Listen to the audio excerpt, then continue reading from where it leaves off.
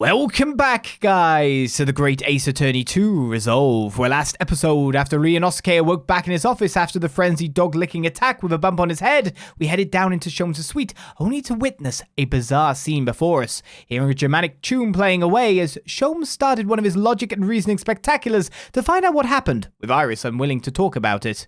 With Suzuto's father Eugen seemingly a victim of a sprung boxing glove trap that also claimed Sholmes' consciousness, we have brought the great deduction to an end and now await a proper explanation from young Miss Wilson.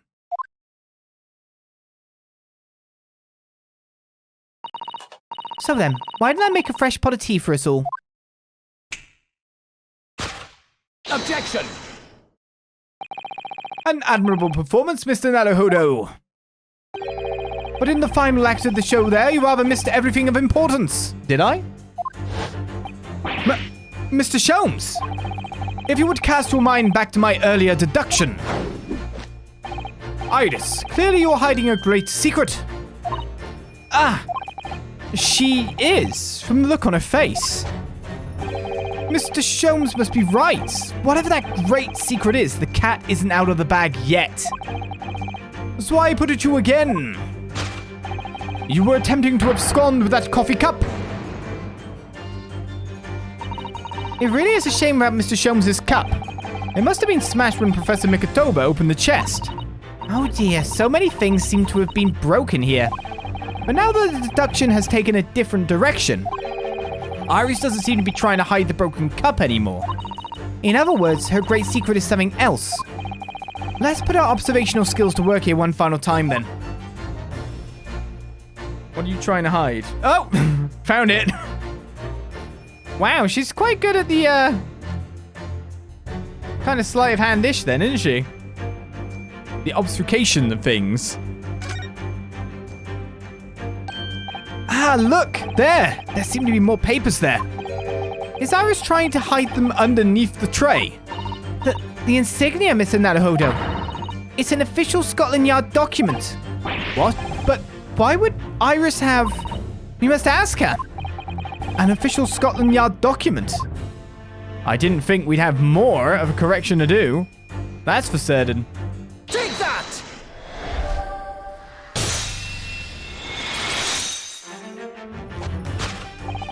You were attempting to abscond with that case file.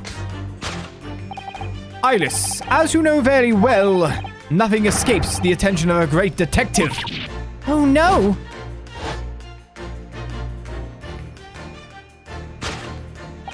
We visited Scotland Yard's autopsy laboratory earlier today, and Dr. Gorey informed us that the autopsy report of Clint Van Zeeks had gone missing.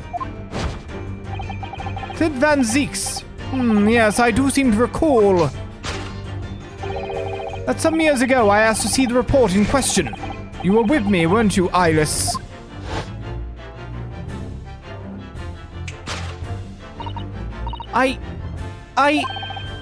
You mean it was you, Iris? So those papers you have there are... I'm sorry. Forgive me!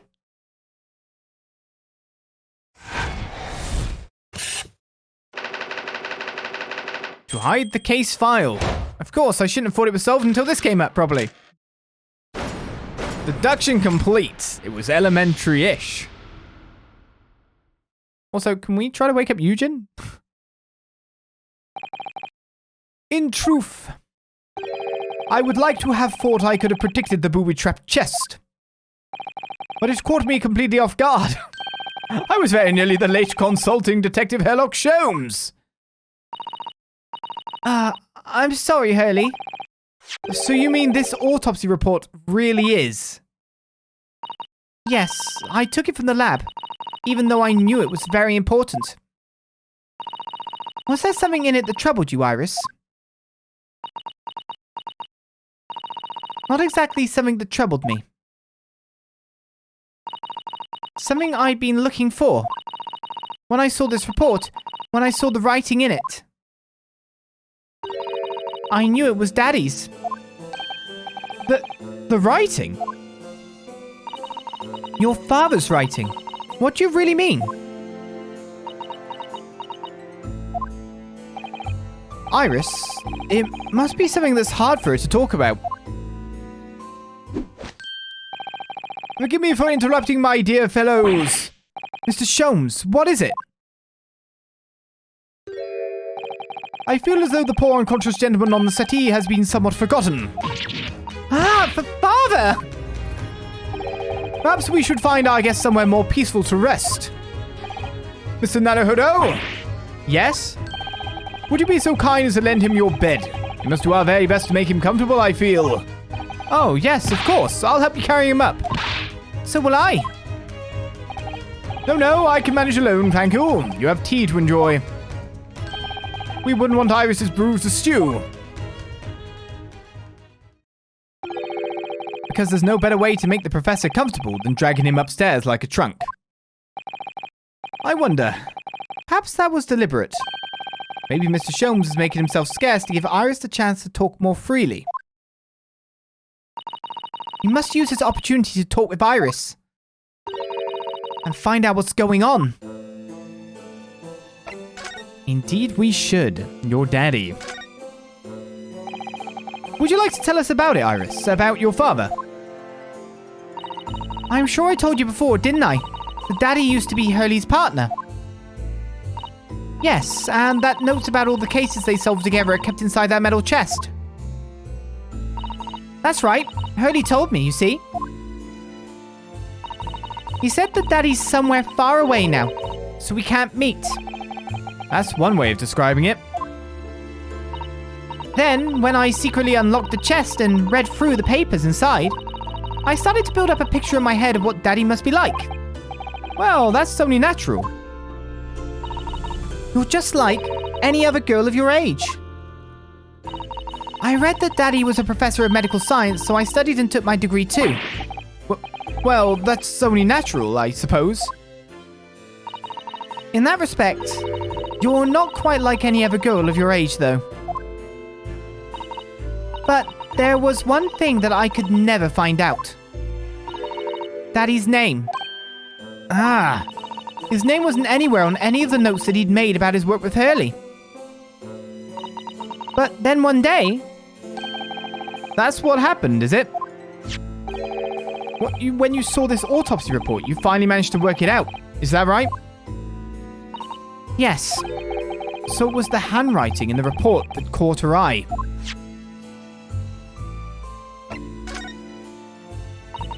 When I saw the writing on that report, I could hardly believe it. I know that handwriting, I thought to myself. Because it was the same as the writing you'd seen on your father's case notes. Exactly. I was desperate to compare the two properly. I needed to see them side by side. I asked the doctor in the laboratory, but I was told I couldn't take the report away.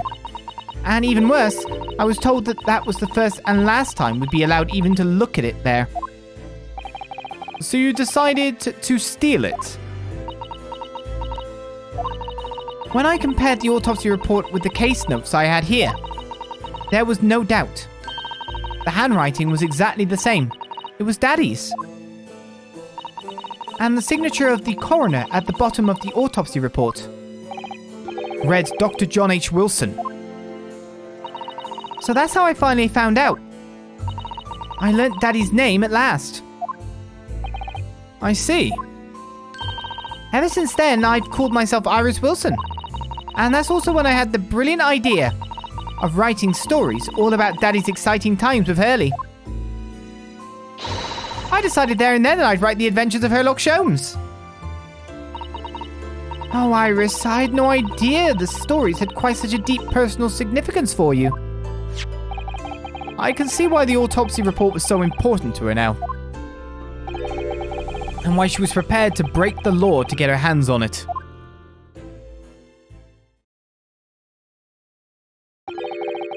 I must apologize, Iris. Ah, Sholmes. This is really all my fault. Hurley? I made a promise, you see, that until the time was right, I'd keep the details about your father a secret. I know. I've been very naughty. I'll take the autopsy report back to Dr. Gorey and apologize, I promise. Yes, we'll go together, I think. Then, let me look after it for you until we get there. Clint's autopsy report has been entered into the court record.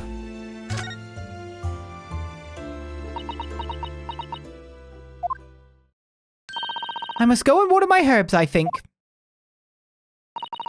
I'll see you all later. Poor Iris. She must be feeling awful. I know Mr. Sholmes is here for her, but still. Ah! What? How? What's the meaning of this, Mr. Sholmes? Mr. Sholmes? Oh dear me. So, you've noticed, I see. But that would mean... What on earth's the matter, Miss Suzuto? You've turned as white as a sheet. It's this autopsy report, Mr. Naruhodo. The one from 10 years ago. The writing isn't Dr. Wilson's at all. Huh? What do you mean? How could you possibly know that? Because I know this writing very well. This writing, it's my father's. What? Professor Mikotoba's? Indeed, it's true. And now you know. My dear fellows. No, I don't know anything. What on earth does all of this mean, Mr. Sholmes? Because the idea that's slowly forming in my mind is just too extraordinary to believe. Please, you have to explain. Weirdly enough, I believe that someone might have a love child somewhere abroad. I really did. I just didn't think it was Iris. I thought it was Maria Corey. Is this true, though? Is this where it's leading? The autopsy report writing. So, this autopsy report was actually penned by Professor Mikotoba, then? That makes no sense. It's not possible. Surely. Not possible, my dear fellow. Pray, take a deep breath and think again. Yes, you're right. In some ways, it actually makes a great deal of sense. It does. 10 years ago is when Father returned to Japan after his extended study tour in Britain. And prior to his return, where was Dr. Mikotoba engaged? Ah, of course. He was an assistant in Dr. Wilson's laboratory, learning about forensic science. And as an assistant, he would have aided with the dissection work, making detailed notes, which would be assembled into the full autopsy report. Once the work was complete, the head coroner would check the contents and put his signature on the document. Of course, there's not a love child. It's just the fact that his Wilson is different. I'm going into the world of the speculatory, and I don't ever like to do that. In other words, the only writing of Dr. Wilson's in the report would be his signature at the end. I see. So Iris got the wrong end of the stick, you mean? She saw that and assumed the whole report had been written by Dr. John H. Wilson. Which is very understandable, of course.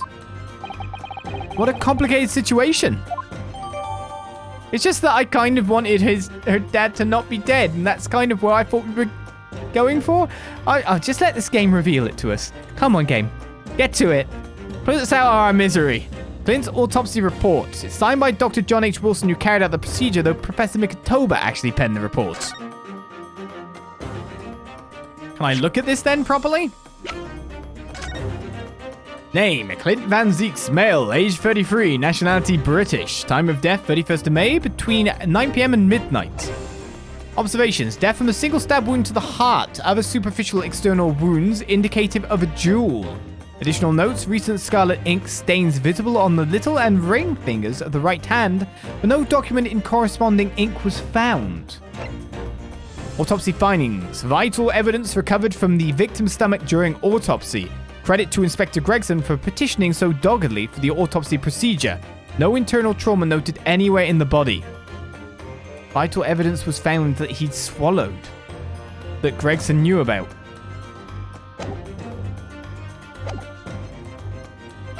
Your partner, then. Thinking about it, most of what we know about you, Mr. Sholmes, comes from the published stories of your exploits. Yes, The Adventures of Hairlock Sholmes, written by Iris.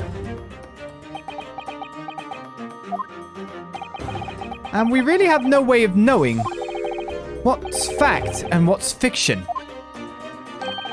Most troubling for you, my dear fellow, I'm sure. So what about this supposed partner of yours? Did he really exist or not? Ah, you've come straight to the point, I see. And please come straight to the answer. I believe Iris explained it in one of her installments. He was a trusted comrade and the only person I could truly have called a friend. And did this partner of yours truly make a record of all your cases? Are his notes really stored inside that metal chest? Absolutely, my dear madam. Absolutely. So, where's your partner now? We rarely meet. You see, he lives on the other side of the world.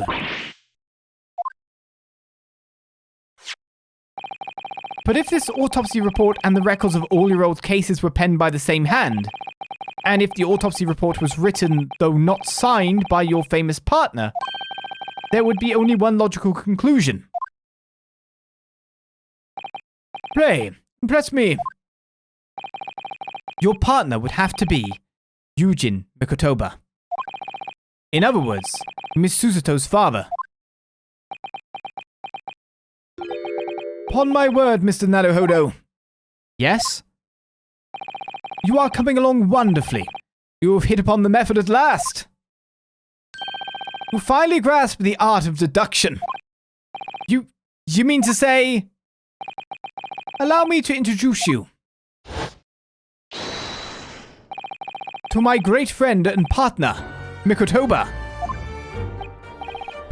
Professor Mikotoba! Sholmes and Mikotoba.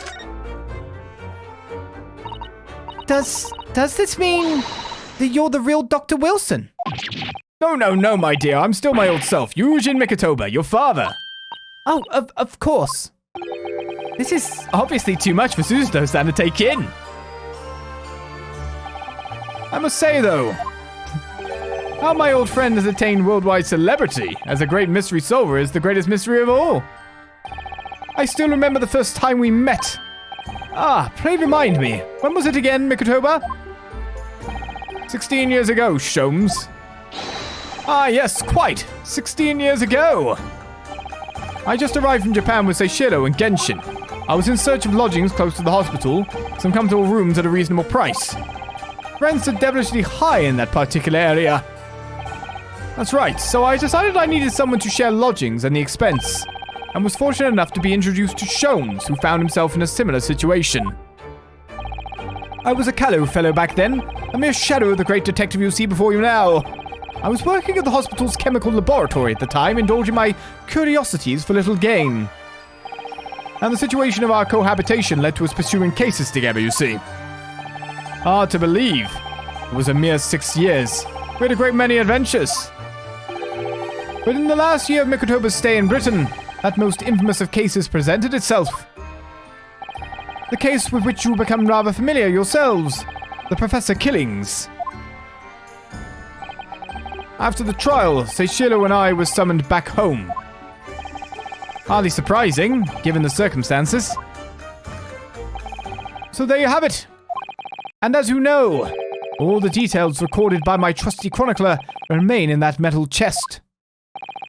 This is just amazing! Professor Mikotoba really is Mr. Sholmes' famous partner.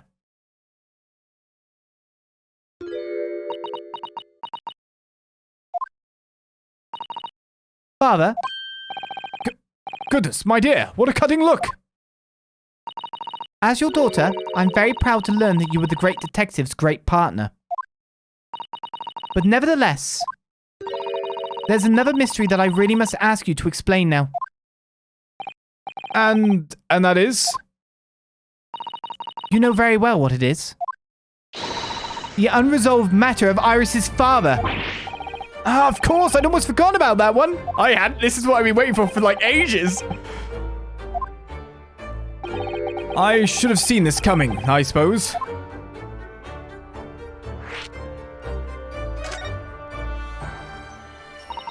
Iris told us that all the notes about the great detective's adventures that are in that metal chest were written by her father. Isn't that correct, Mr. Sholmes? That is indeed what I told young Iris. But if you're Mr. Sholmes' partner, father, and you wrote all those case notes, then Iris' father must be you. Ah! On my word, Miss Susato, you are coming along wonderfully as well. You too have hit upon the method at last. You finally grasped the art of deduction. What? He doesn't know. What you've always told me, father, is that my mother died when I was born 16 years ago, and you left me in grandmother's care whilst you embarked on your study tour of Britain. And I've always accepted that. But all this about Iris... Oh, there it is. Susato-san's ice-cold stare. No. Now, hold on a minute. It was very complicated. I mean, it's really not what you think. Then perhaps you'd like to explain exactly what it is. There it is. Now the eyes go from ice-cold to red-hot just before she... No, really, you've got the wrong end of the stick. Sholmes, say something, man.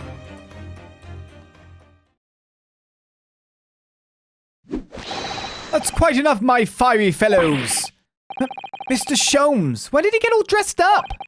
Whilst I don't like to interrupt this exciting exploration of the past, Mikotoba and I have an urgent matter that requires a short excursion. But it's very late, Mr. Sholmes. Where must you go? Why, my dear madame, is that not obvious? My partner and I must pursue our natural enemies. So, get your coat, Mikotoba. The game is afoot. But Sholmes, I really must give Susato a full explanation, I think. Later, my dear fellow, later. Our carriage awaits downstairs already. You haven't changed one iota, have you? I mean, really? I visit our home after 10 long years. And when I open that chest in a fit of nostalgia, I quite inexplicably pass out. Yes. And if that wasn't enough, when I eventually regain consciousness, I'm plunged straight into all of this. Father, please. Go with Mr. Sholmes now. What? I've no doubt that whatever happened, you were acting in everyone's best interests. I trust you. Completely. Susato. And sending the great detective and his great partner off on renewed adventures together is more than I could have hoped for in my wildest dreams. Very well then. We'll speak again later. So, I believe your own work is done for the day. I wish you the best of luck for tomorrow. Yes, Naruhodo. Good luck in battle, and in reaching a decision. A decision? About whether to go back to Japan, I suppose. So much happened that day that I barely knew what to do with myself. It would only be later that I'd come to realize how amidst the chaos I'd unleashed were all the clues I needed to finally unearth the truth. And that all the turmoil was necessary to give me the resolve to see everything through.